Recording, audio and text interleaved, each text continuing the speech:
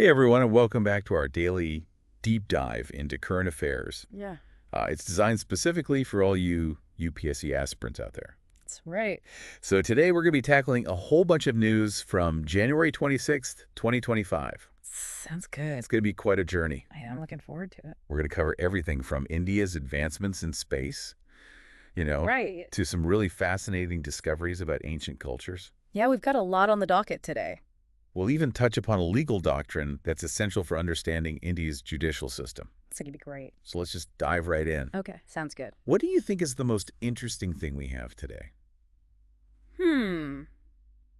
That's a tough one. I know there's a lot. Yeah. Well, I think what's really cool is that we have this real mix of hard science and cultural topics today. Yeah. It really shows how much you need to know to be a UPSC aspirant. Absolutely. You really got to know it all. Speaking of science, though, Okay.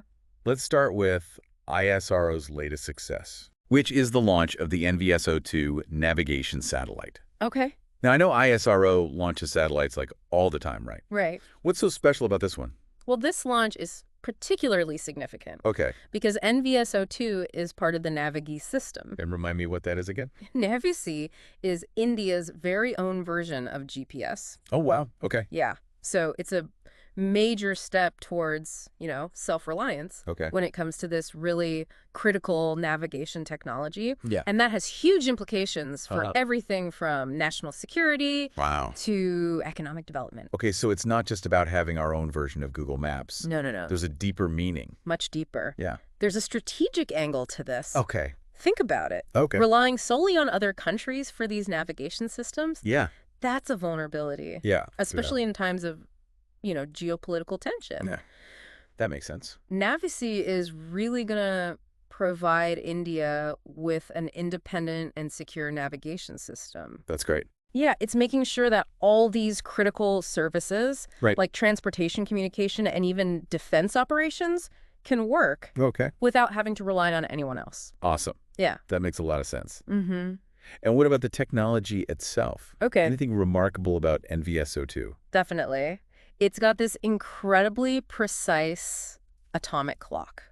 Wow. Yeah, and that makes sure that the timekeeping is super accurate, which Yeah. is so important for precise positioning and navigation. Okay. Yeah. Plus, it's got a lifespan of 12 years, Oh, wow. meaning it'll be reliable for quite a while. That's awesome. This kind of cutting-edge technology is something you should definitely note for the science and technology section Okay. of your UPSC preparation. That's impressive. It's pretty cool. I'm starting to see why this launch is such a big deal. Yeah. Okay, so from the high-tech world of satellites, let's switch gears and journey to this place that seems untouched by modern technology. Okay. The home of the Shompen tribe in Great Nicobar Island.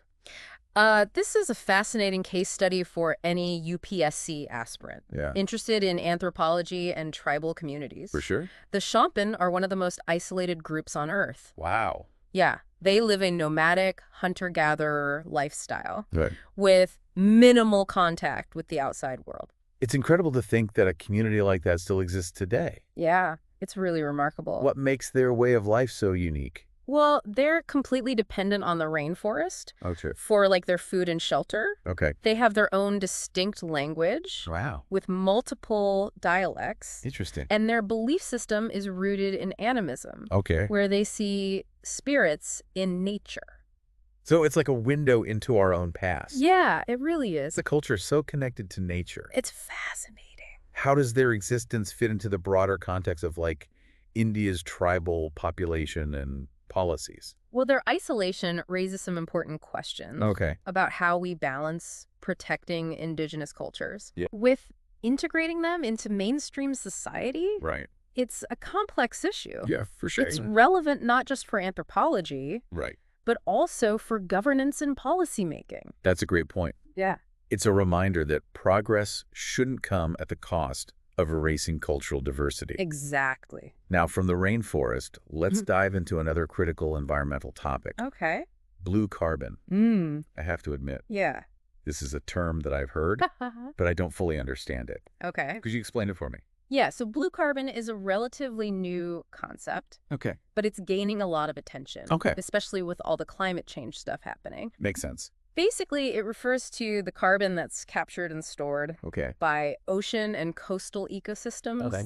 like mangroves, Okay. seagrass meadows, Uh-huh. and tidal marshes. So these ecosystems are like natural carbon sinks. Exactly. Yeah. They're just like forests on land.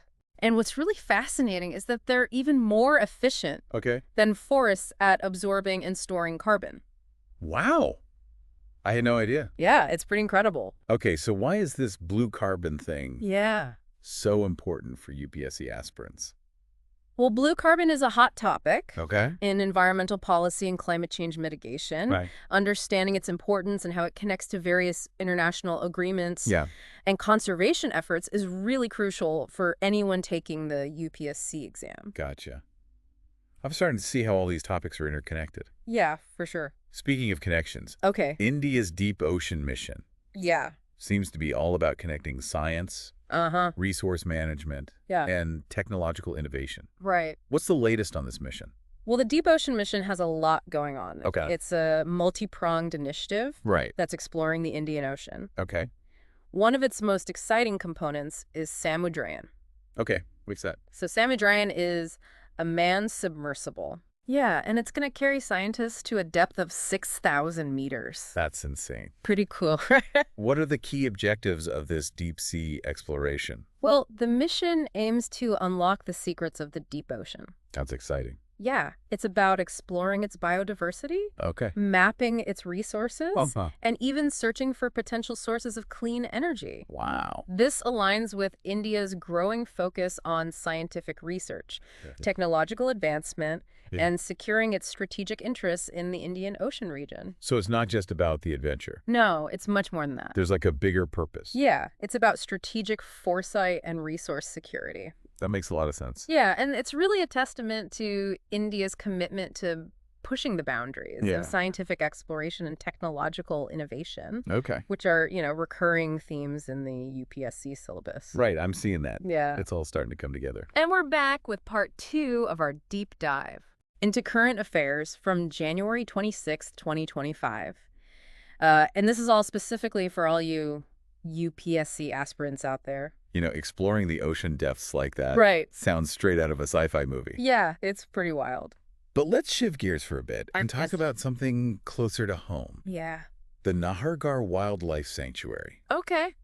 I'm fascinated that a whole wildlife sanctuary can exist Right. so close to a major city like Jaipur. Yeah, it really shows how important these conservation efforts are, Uh-huh. even in places where there are a lot of people. Yeah. The Nahargarh Wildlife Sanctuary is a great example of how we can protect biodiversity Okay. while still having cities and people around. So what kind of biodiversity are we talking about here? Okay. Rajasthan is kind of known for its deserts, right? Right. But this sanctuary seems like a whole different thing. Yeah, it's really diverse. I can find everything from leopards to sloth bears to wild boars. Wow. It's a great place for bird watchers, too. Yeah. It's really a nice little piece of nature Yeah. right outside the city. It's a good reminder that as cities get bigger, Yeah, it's so important to protect these natural spaces. absolutely. This is relevant for the UPSC exam, right? Definitely. Not just from like an environmental perspective, but also from a governance and policy angle. Yeah, I mean, the Nahargarh Wildlife Sanctuary is a great case study Okay. for understanding how hard conservation is, Yeah. especially in a developing country like India. Yeah, that makes sense. It's all about balance, Okay. finding a way for the economy to grow Uh-huh. while also keeping things sustainable. I'm making a note of that. Okay, good. Now, from the peace and quiet of a wildlife sanctuary, Right. let's jump to something a little more high-tech. Okay, sure. Have you heard about this SANJAY surveillance system? Oh, yeah, that's a pretty cool system. It sounds pretty futuristic to me. It's cutting-edge stuff. Okay. The SANJAY system is basically a whole network of sensors and communication systems that give the Indian Army real-time battlefield awareness. So it's like giving our troops eyes and ears everywhere. Exactly. Wow, okay. Yeah, it takes information from all sorts of places. Okay. Radar, thermal imaging, UAVs. Uh-huh. And it puts it all together Wow. to create a complete picture of what's happening on the battlefield. That's incredible. It's a big step towards what we call network-centric warfare. Okay, what's that? Basically, it means that information is shared instantly. Yeah. Decisions are made faster, Yeah. and troops can adapt more quickly to threats. That makes sense. Yeah, it's pretty amazing. So this is a game changer for the Indian Army. For sure. But how does this all connect to defense preparedness and national security? Well, the SANJAY system shows that India is serious about modernizing its army and using technology to be stronger. Yeah. It also highlights how important it is to develop our own technology here in India. Okay. You know, this system was made by Indian scientists and engineers. So it's a win-win. Exactly. Makes us stronger and promotes self-reliance. You got it. Now, from modern warfare technology, All right. let's go back in time to the Pangsau Pass. Ah, yes, a place full of history. What makes this pass so important? Well, the Pangsau Pass is right on the border between India and Myanmar. Okay. And it's a really interesting mix of geography and history. Okay. It's been used for trade and migration for centuries. Oh, wow. It even played a role in some major historical events, Like what? like the Ahom invasion and World War II. Wow. It's amazing how one place can have so much history. Yeah, it's really quite remarkable. And it's still important today, right? Absolutely. Especially for India's relationship with Myanmar. Yeah, the Pangsau Pass is like a symbol of the connections between our two countries. Okay. It's also strategically important for the whole region. So it's a geography lesson, Yeah. a history lesson, Uh-huh. and an international relations lesson all in one. Exactly. Definitely adding that to my UPSC notes. Good idea. Okay, let's switch gears one last time Good. and explore this idea called the doctrine of merger. Right. It sounds a little complicated. It's not too bad. Okay. It's basically about making sure the legal system is clear and organized. Okay. It says that when a higher court makes a decision on a case, Yeah. the lower court's decision becomes part of the higher court's decision. So the higher court's decision overrides the lower court's decision. Yeah, you could say that. Why is that important? Well, it stops courts from contradicting each other, Okay. and it makes sure there's only one final decision on a case.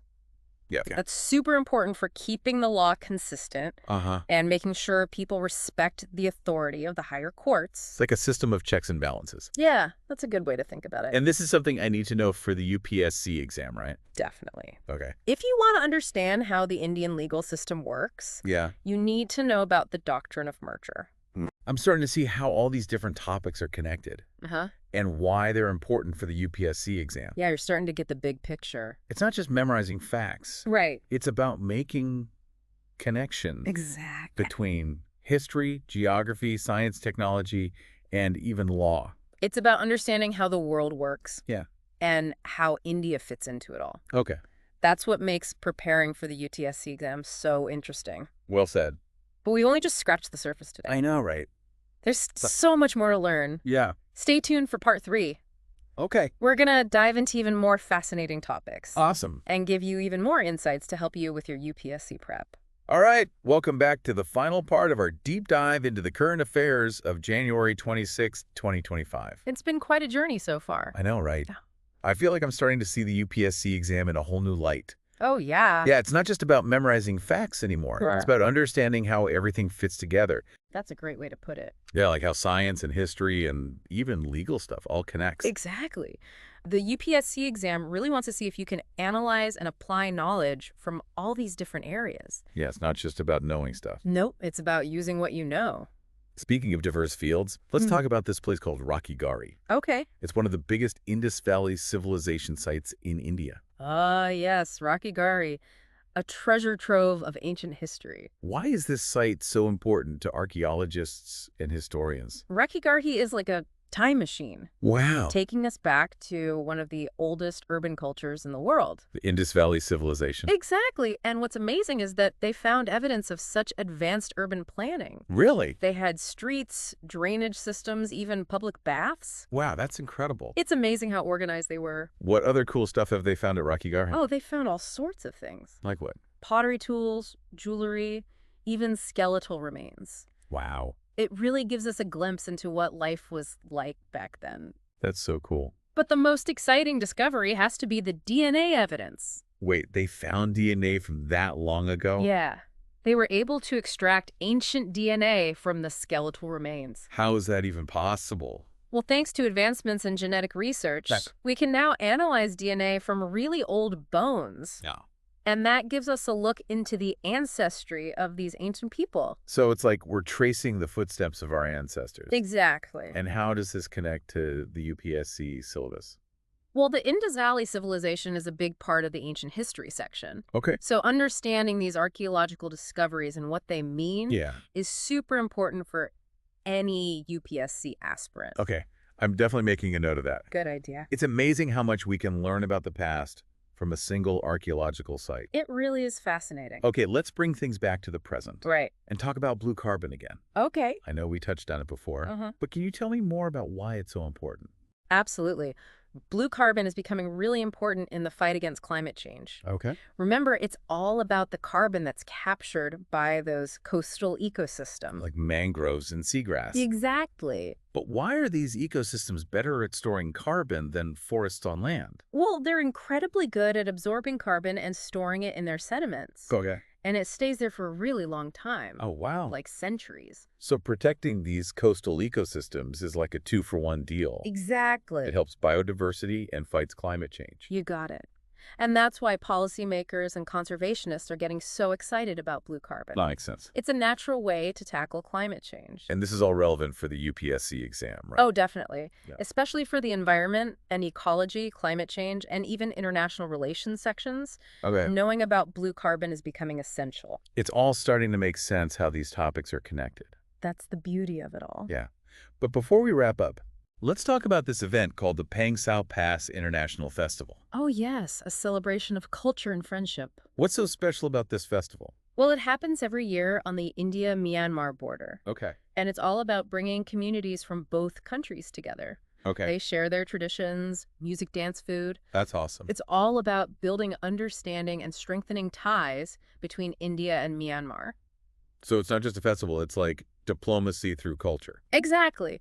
It's a great example of soft power, Okay. where countries use culture to build relationships. And this connects to the UPSC exam how? Well, it's really important for understanding international relations, Okay. India's foreign policy, Yeah. and how cultural diplomacy works. I never thought about it that way. It's all connected. This deep dive has been amazing. I'm glad you enjoyed it. We've covered so much today. I know, right? From space to the deep ocean to ancient civilizations. We even talked about cutting-edge technology and the law. But the most important thing I've learned Yeah, is that it's all connected. you got it. And that's what the UPSC exam is all about. Thinking critically, connecting the dots, and understanding the world around us. Well said. And that's a wrap for our deep dive into the current affairs of January 26th, 2025. It's been a pleasure. Remember, guys, staying informed is key for any UPSC aspirant. Absolutely. Keep exploring, keep learning, and keep those UPSC dreams alive. We'll see you next time. Until then, happy studying.